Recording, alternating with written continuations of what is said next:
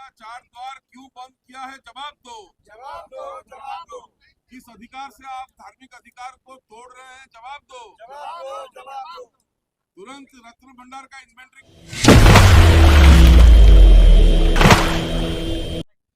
जय जगन्नाथ। नमस्कार साथियों, मैं मनोज राय स्वागत करता हूं आपका मिनी संसद के मंच पे। और आप देख रहे हैं इस समय जंतर मंतर से कि लगातार ये जो आवाज उठ रही है पूरी शक्ति से उठा रहे हैं और ये कह रहे हैं कि जो जगन्नाथ धाम जो है वहां पर जिस तरह से उसके गेट्स हैं उनमें से 4 गेट्स को खोलने की मांग हो रही है, क्योंकि जब मंदिर बनाया गया था तब ये इन्होंने कहा था कि इस उड़ीसा सरकार के खिलाफ धरना प्रदर्शन चल रहा है। आइए हम बात करते हैं। सर, क्या नाम है आपका? हम लोग उड़ीसा जगन्नाथ धाम पुरी से आए हैं। हमारे जगन्नाथ मंदिर में 4 दरवाजे हैं, धर्म अर्थ काम मोक्ष, और चारों दरवाजे में से एक खोल के 3 को बंद कर दिया है, जिसके वजह से जो श्रद्धालु जाते हैं वो 8 घंटा 10 घंटा उनको खड़ा होना पड़ता है। अगर 4 दरवाजा खुल दिया जाएगा तो आराम से वेंटिलेशन हो जाएगा, आराम से कम्युनिकेशन हो जाएगा। पता नहीं क्यों इन्होंने बंद किया है। भारत के जो संविधान है उसमें लिखा है कि किसी धर्म के ऊपर कोई हस्तक्षेप नहीं कर सकता है। तो ये क्यों हमारे धार्मिक अधिकार को हनन कर रहे हैं उड़ीसा की जो सरकार है, इसके खिलाफ हम सारा उड़ीसा में जागरण किया। सारे जिला 30 के 30 जिला घूमे। अभी हम लोग उड़ीसा में न्याय नहीं मिला, जस्टिस नहीं मिला, इसलिए हम लोग दिल्ली आ गए। रत्न भंडार की भी बात हो रही है, बहुत सारी चीजें हो रही हैं। पहले पद्मानाभम जो मंदिर था उसका भी इशू था, जिसमें सुप्रीम कोर्ट के आदेश के बाद दरवाजे खोले गए थे, जो तहखाने के दरवाजे थे। क्या यहाँ पर भी वही सीन है, वही उस तरह की दिक्कत आ रही है? क्या क्या असल मामला क्या है?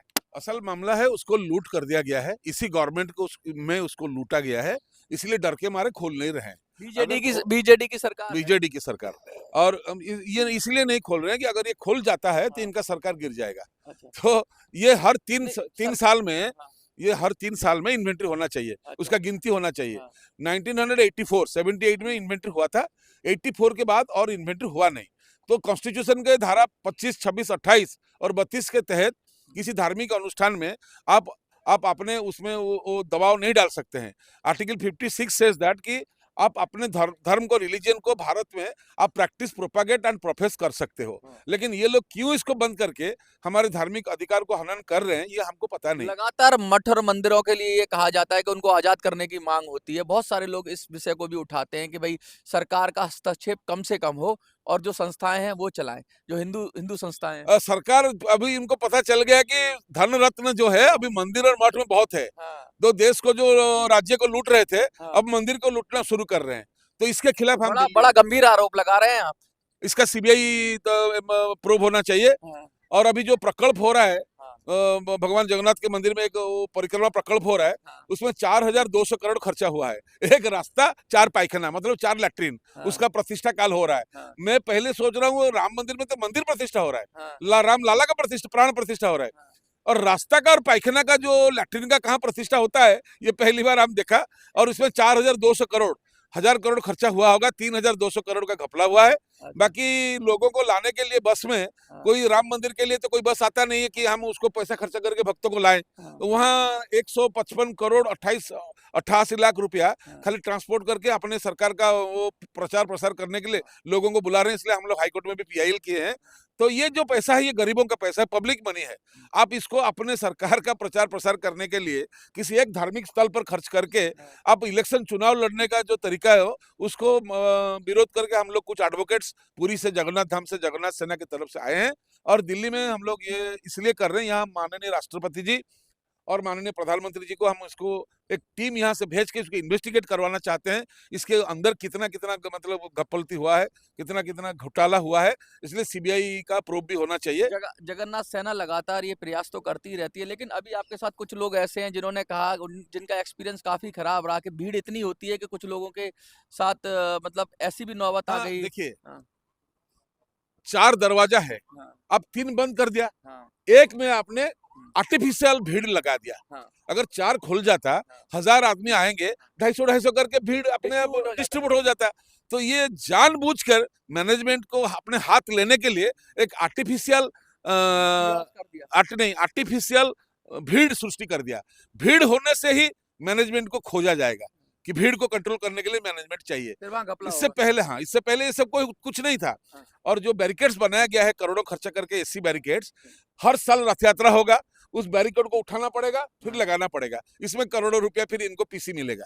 तो ये खाली पैसा खाने के लिए कर रहे पैसा हैं। कमाने का चक्कर। बस बस बस। अच्छा, कुछ लोग दब भी जाते हैं, चोट भी लग जाती है, यहाँ तक कुछ लोगों की जान भी चली गई है हाँ, अक्सर। चल गई अब है। अभी भी खबर जैसे आ रही थी ये आपकी वृंदावन से खबर आई थी बीच में कि वहां भी भीड़ का ऐसे ही मिसमैनेजमेंट हुआ, और वृंदावन में शायद इतनी भीड़ नहीं जाती जितनी जगन्नाथपुरी धाम में जाती है, तो वहां तो बहुत ज्यादा भीड़ होती है, तो वहां तो ऐसी घटनाएं होती रहती हैं क्या आए दिन? देखिए, ये एक शिक्षा है, इसको शिक्षा लेना चाहिए। हाँ। जो ग्राउंड लेवल में जो लोग हैं, उनसे आइडिया लेना चाहिए। हाँ। आप आईएएस लोग आ जाते हो, एसी दरवाजे में बैठ के डिसीजन ले लेते हो, आपका ना धरना होता है किसी मामले में, समझ नहीं होती है। आपका समझ नहीं होती है, आपका फंडामेंटल क्लियर नहीं है, हाँ। तो फिर आप ऐसे चीजों में ऐसे हाथ लगा देते हो, जैसे कि मैं मनमानी क्या करते मैं हैं। हाथ लगा दूंगा, हाँ। मेरा हाथ जल जाएगा। आपका तो कुछ होगा नहीं, बेचारा एक गरीब जो या निरीह जो पिलग्रिम है, जो भक्त है, हाँ। वो मर जाता है। और कहते हैं कि बहुत वेट करना पड़ता है दर्शन के लिए भी। और सबसे गुरुत्वपूर्ण बात है हाँ। कि साधारण लोग जो है, पब्लिक जो है, वो हाँ। लाइन में जाते हैं और वीआईपी। वीआईपी साइड में जाते हैं। हाँ, वीआईपी तो कल्चर। मैं 8 घंटा खड़ा होता हूँ, हाँ। लेकिन जो वीआईपी है वो जाता है साइड में आराम से। हाँ, और वीआईपी तो छोड़ो, हाँ। वीआईपी का भाभी का, ननंद का, देवर का नौकर भी वीआईपी बन गया है, उसको भी होमगार्ड लेके जाता है तो अंदर। भगवान वीआईपी को ज्यादा पसंद कर रहे हैं क्या? आजकल का जो ट्रेंड चल रहा है, हाँ। अभी ये वीआईपी कल्चर आ गया है। हाँ। अब वीआईपी लोगों को ज्यादा तो मतलब वो बेनिफिट मिल रहा है, लेकिन जो आम आदमी है वो लोग बहुत कष्ट तो पा रहे हैं। भगवान के साथ भी ये चीटिंग करने की कोशिश कर रहे हैं, दर्शन में भी चीटिंग हो रही है, क्या लगता है आपको? देखिए, जो वीआईपी लोग हैं, हाँ। वो तो करप्शन करते हैं। हाँ। वो सोचते हैं हमने इतना पैसा खाया, इतना पाप किया, हाँ। थोड़ा दर्शन कर लेंगे तो पाप कट जाएगा। नहीं कटेगा। वहां भी पाप कर लेते हैं। हाँ, वो पाप नहीं कटता है उनको। वो जब मरेंगे, जब उसमें पूछा जाएगा तो कितना खाया था ना तेल के कढ़ाई गरम है, उसको फेंक दो। जो गरीब है, तो क्या किया था ना, मैं 10 घंटा वेट किया था आपका दर्शन के लिए, आप वैकुंठ में जाइए, आप कहते हैं स्वर्ग में जाइए। कहते हैं कुत्ते की पूंछ को 15 साल नली में रखो, 100 साल नली में रखो, टेढ़ी ही रहती है। ऐसे ही जो करप्ट आदमी है, वो कहीं भी जाएगा करप्शन ही फैलाएगा। जो वीआईपी हैं, जैसा कहा इन्होंने, वो वीआईपी लोग लगातार करप्शन करके अपने पाप धोने के लिए जब जगन्नाथ मंदिर या किसी मंदिर में जाते, तो वहां भी वीआईपी कल्चर को फैलाकर, वहां भी अपनी दादागिरी दिखाकर वहां भी पाप कर बैठते हैं। तो कहने का मतलब ये है, इनको पुण्य हासिल है नहीं कहीं। और साफ साफ बात ये है कि जिस तरीके से 4 दरवाजे हैं, उनको खोला जाना चाहिए, क्योंकि मिसमैनेजमेंट और हो 4 रहा दरवाजे भी मतलब धार्मिक दरवाजे। हाँ। एक धर्म, एक अर्थ, एक काम, एक मोक्ष। जैसे कि गजपति महाराज जो राजा अच्छा, है, एक बात। वो धर्म के द्वार पे जाएगा। हाँ। शंकराचार्य जी ये धर्म के द्वार पे जाएंगे। जो ऋषि मुनि है, वो मोक्ष के द्वार पे जाएंगे। और जो मतलब जो कामुक लोग हैं, वो काम के द्वार पे जाएंगे। जिसको जिसमें जाना है, वो उसी क्षेत्र में जाएगा। इसीलिए उसको बनाया गया था धार्मिक स्थिति के लिए। ये लोग उसको कमर्शियल म्यूजियम बना दिया। जैसे कि एक म्यूजियम में लोगों को छोड़ते हैं, हाँ। उसको निकालते हैं, वो सब नहीं है वहां पर। वो मंदिर का जो वो बनावट भी है, एक पूजा का अंग है, वो भी एक तरह की प्रक्रिया का अंग है, जो हाँ। सनातन का अंग है। अच्छा, और पूरी का मंदिर में वो एक ही मंदिर है जहाँ 33 करोड़ वर्ग का भगवान का वहां पर स्थान है। इतने सारे भगवान जो हिंदू धर्म में है, वो सब एक मंदिर में है, और कोई धाम में नहीं है। और भारत का जो 4 बड़ा धाम है, सबसे बड़ा धाम कलयुग का है जगन्नाथ, सत्ययुग का धाम है बद्रीनाथ, तृतीय युग का धाम है नहीं रामेश्वरम रामनाथ, और द्वापर युग का धाम है द्वारिका।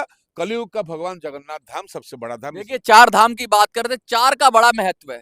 4 जो धाम है उसका, और किसी और ने ये पाबंदी लगा नहीं है, सिर्फ उसी वहीं पर लगा है, पता नहीं क्यों। देखिए, 4 चीजों पे खड़ा होके जब कोई हम स्ट्रक्चर भी बनाते हैं, तो अगर उसके 4 पाए होते हैं तो वो मजबूत होती है। लेकिन अगर एक टांग पे खड़ा कर दिया जाए तो डिसबैलेंस हो जाएगी। अगर आपकी कार है और 4 पहिए की गाड़ी है, और 3 पहिए खोल दिया जाए और फिर कहो आप गाड़ी चलाओ, तो फिर आपको क्रेन पे ही चलानी पड़ेगी रखने के लिए, वो वैसे तो चलने वाली नहीं है। यही हो रहा है, जो व्यवस्था है उनको चरमरा दिया जा रहा है, और फिर जब एक टांग पे व्यवस्था खड़ी हो जाती है तो कहते हैं इसको, ये व्यवस्था ठीक नहीं है, इसके लिए हमें क्रेन चाहिए। क्रेन चाहिए तो फिर उसमें घपला चाहिए। कहने का मतलब ये है कि मंदिर का जो व्यवस्था थी, जो नॉर्मल व्यवस्था थी, सनातन व्यवस्था थी, 4 धाम की व्यवस्था थी, 4 आश्रम भी होते हैं, जैसे 4 का बड़ा महत्व है। और भगवान राम कहते हैं 4 भाई थे, तो 4 का इतना जबरदस्त महत्व होने के बाद भी तीन चीजों को हटा दिया गया और एक चीज पे पूरा खड़ा कर दिया गया। फिर कह दिया सरकार ने कि 3 तो है नहीं, तो हम सपोर्ट करेंगे। और जब सपोर्ट करेंगे तो सपोर्ट के नाम पे करप्शन फैलता है, अव्यवस्था फैलती है, बहुत सारी दिक्कतें होती हैं। ये लोग आए हैं, कह रहे हैं कि अब सरकार को चाहिए कि सुधरे और अपने डिसीजन को सही करे। रत्न जो है वो भी खोले, द्वार खोले, उसका गिनती होना चाहिए। इन्वेंट्री हर 3 साल में होना चाहिए। साथ साथ ये कह रहे हैं कि जो 45 साल से नहीं हुआ, और ये कह रहे हैं कि जो 4 दरवाजे हैं खोल देना चाहिए, तभी जो व्यवस्था है अपने आप नॉर्मल हो जाएगी। किसी मैनेजमेंट की इतनी ज्यादा जरूरत नहीं होगी, थोड़ा बहुत करिए, ज्यादा जरूरत नहीं पड़ेगी। देखते रहिए मिनी संसद।